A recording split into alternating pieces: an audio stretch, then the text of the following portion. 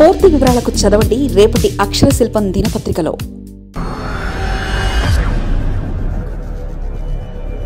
కేశినేని రాజకీయంగా యాక్టివ్ కావాలని, కేశినేనిపై స్థాయిలో నేతలకు టచ్లోకి, మరోసారి రాజకీయంగా తానేంటో చూపాలని విజయవాడ మాజీ పార్లమెంట్ సభ్యుడు కేశినేని నాని తిరిగి రాజకీయాల్లో యాక్టివ్ కావాలని భావిస్తున్నట్లుంది. తన సోదరుడు కేశినేని శివనాథ్పై ఇటీవల కాలంలో సొంత పార్టీ నేతల నుంచి వస్తున్న విమర్శలతో ఆయన మరోసారి రాజకీయంగా తానేంటో చూపాలనుకుంటున్నారు.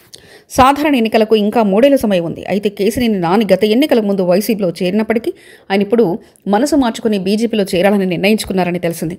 10 ఏళ్ల పాటు పార్లమెంట్ సభ్యుడిగా ఉన్న కేశినేని నాని ఢిల్లీలో తనకున్న పరిచయాలతో త్వరలోనే బీజేపీ తీతం పుచ్చుకునేందుకు సిద్ధమవుతున్నారని సమాచారం.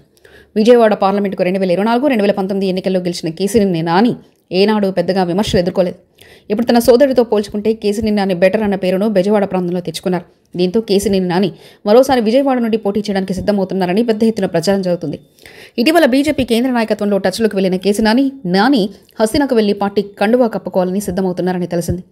అన్ని అనుకూలిస్తే వచ్చే ఏడాది ఆరంభంలోనే ఆయన కమలం తీర్థం పుచ్చుకునే అవకాశాలున్నాయని చెప్తున్నారు. ఈ మేరకు ఆయన సన్నిహితులకు కూడా ఈ సమాచారం చెప్పినట్లు తెలిసింది. విజయవాడ అంటే ప్రేమ అని పిచ్చి అని కేశినేని నాని గతంలో ఒక సందర్భంలో తెలిపారు. విజయవాడ అంటే ప్రేమతోనే తన రాజకీయాలకు దూరంగా ఉన్నప్పటికీ సేవ చేయడానికి ముందుంటానని తెలిపారు. అయితే సేవ చేయాలంటే రాజకీయాలు అవసరమని గుర్తించిన కేశినేని నాని త్వరలోనే బీజేపీ జెండా పట్టుకుని తిరిగే అవకాశాలున్నాయంటున్నారు. కేశినేని నాని రాజకీయంగా రీఎంట్రీ ఇవ్వాలంటూ ఆయన సన్నిహితులు కూడా ఒత్తిడి తెస్తున్నారు. అంతకు ముందుగానే కేశినేని నాని విజయవాడ పార్లమెంట్ నియోజకవర్గ పరిధిలోని 7 అసెంబ్లీ నియోజకవర్గాల్లో పర్యటించి తన అనుచరులను అభిమానులు కలుసుకుని సమావేశాలు ఏర్పాటు చేసుకునే ప్రయత్నాలు చేస్తున్నాడు వినికిడి. మొత్తం మీద కేశినేని నాని తిరిగి యాక్టివ్ అవుతానని చెప్తుండటంలో కేశినేని అనుచరుల్లో పొలిటికల్ కిక్ వచ్చిందట.